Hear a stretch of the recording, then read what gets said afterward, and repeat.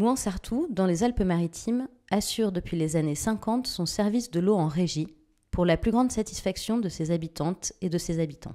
Grâce à la volonté de conserver ce service pour les usagers et au gré des évolutions réglementaires et de l'urbanisation, la Régie municipale des eaux de la commune de Mouans-Sartoux a connu de nombreux développements. Lorsqu'est parue la loi NOTRe en 2016, prévoyant le regroupement des services d'eau et d'assainissement autour de la communauté d'agglomération, Mouans-Sartoux s'est mobilisé et a étudié les possibilités légales pour continuer à assurer ce service historique. C'est de cette réflexion citoyenne qu'est née la société Eau de Mouans, une entreprise publique, locale, d'économie mixte. Dans les années 70, lorsqu'il a fallu développer le réseau d'eau, le maire de l'époque a choisi la formule de la régie, nous offrait des tarifs bas et d'autre part des investissements réguliers pour maintenir la modernisation des installations, entretenir les réseaux d'eau qui, avec le vieillissement, ont des fuites et perdent de l'eau. Et enfin, la régie, pour nous, c'était la proximité, le personnel réactif qu'on connaissait. Pour chasser les fuites, tout a commencé pour nous en 2014. Ça faisait déjà quelques années que le rendement de réseau diminuait. Il est arrivé à 74%, ce qui était assez bas. Et à partir de là, on a voulu engager un plan d'action.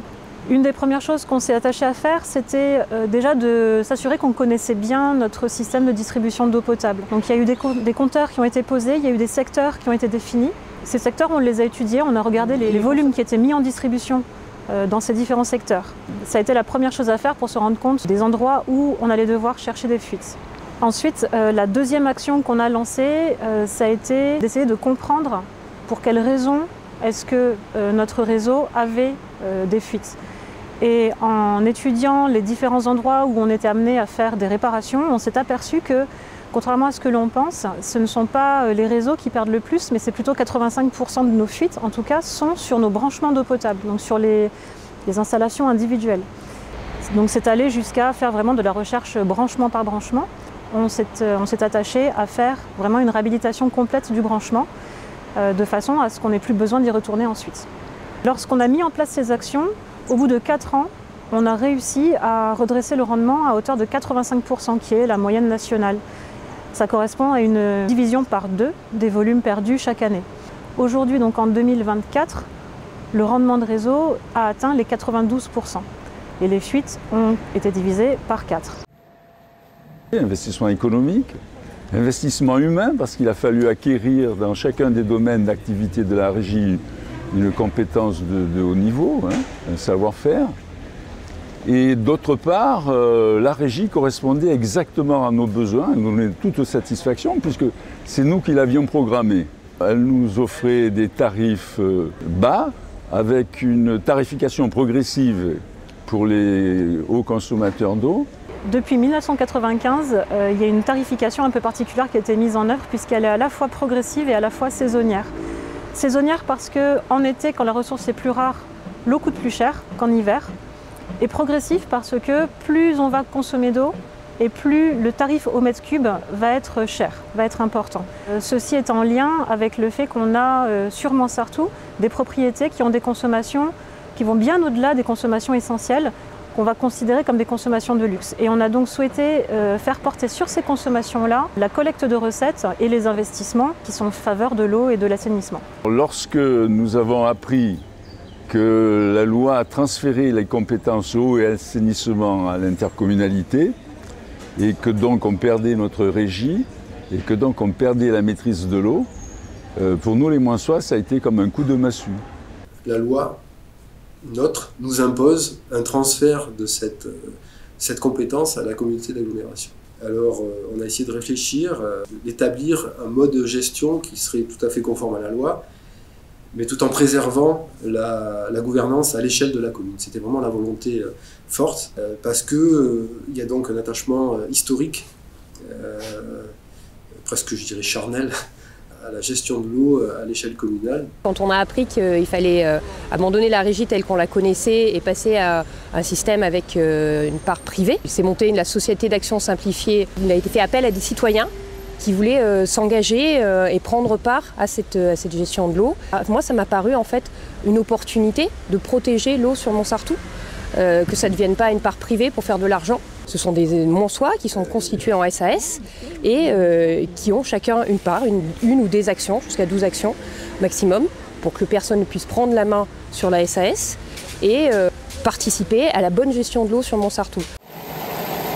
Il y a une cohérence, on a de la ressource, on a un réseau qui fonctionne, on a des agents, anciens agents de la régie, désormais agents de l'ASEM, qui connaissent le territoire, qui sont particulièrement engagés, concernés, investis dans leur mission, dans leur métier. Et pourquoi défaire quelque chose qui marche? Sans compter que, avec le réchauffement climatique et la problématique de l'eau, le souci de la qualité de l'eau, la qualité de traitement des eaux usées s'est généralisé. Tous les citoyens se sont sentis concernés et le fait que des décisions puissent être prises sur la commune était une tranquillité pour l'avenir. En 2022, sur notre territoire, donc lorsque cette sécheresse-là qui vient de nous frapper a commencé, on a été forcé de prendre des mesures. Les ressources ont extrêmement baissé, donc on a été obligé de moins exploiter nos propres ressources et on a été obligé de compenser ça par des achats d'eau. Les premières actions de communication pour sensibiliser le public ont démarré à ce moment-là. Il y a eu la distribution d'un kit à économie d'eau. C'est un kit qui comporte des mousseurs qui mettent un peu plus d'air, un petit peu moins d'eau à la sortie du robinet, qui permettent de réduire parfois jusqu'à 50% la consommation d'eau des différents points d'eau de la maison. Donc on ne peut pas attribuer la baisse de consommation uniquement à la mise en place de ces kits, bien entendu. Ce qu'il faut retenir de cela, c'est que avoir ce geste d'aller vers les abonnés finalement et de leur proposer quelque chose à faire de simple, et notamment de leur donner ce kit et des explications autour, c'est une manière pour eux de prendre concrètement conscience du pouvoir qu'ils ont et de la façon dont ils peuvent agir justement pour baisser la consommation et pour préserver le milieu naturel. Et lorsque 2023 est arrivé et que cette sécheresse s'est prolongée finalement sur une deuxième année, ce qui est assez historique pour nous, on a malgré tout pu constater une baisse de consommation de moins 11% au niveau de la commune et sur certains secteurs, c'est allé jusqu'à moins 30%. Donc on a pu constater qu'il y a un réel effort, une réelle prise de conscience qui a été faite par nos abonnés, ce dont il faut les remercier puisque avec les économies d'eau que nous arrivons à faire sur notre réseau, c'est le deuxième levier le plus important aussi pour arriver à maîtriser le prélèvement au milieu naturel. On n'a pas confié notre système d'approvisionnement en eau et de recyclage de nos eaux à une société qui va faire de l'argent avec. On l'a gardé sur Montsartou. Et s'il y a des conseils à donner, c'est oui, engagez-vous. Parce que c'est votre avenir aussi qui en dépend. En donnant au mot en soi l'opportunité de devenir acteur de la préservation de leurs sources d'eau locales, via le kit économiseur d'eau par exemple, tout en menant une politique active de réduction des fuites sur le réseau public, c'est l'ensemble de la société civile qui réalise des économies d'eau au bénéfice de la rivière de la Mourachonne et des zones humides environnantes. Ces efforts collectifs, désormais intégrés comme une activité courante chez Eau de Mouan, ont contribué à la récente réapparition de l'anguille de manière significative dans cet affluent de la Siagne, alors que l'espèce est classée en danger critique d'extinction. Vous voyez, quand on s'y met vraiment tous ensemble, ça coule de source.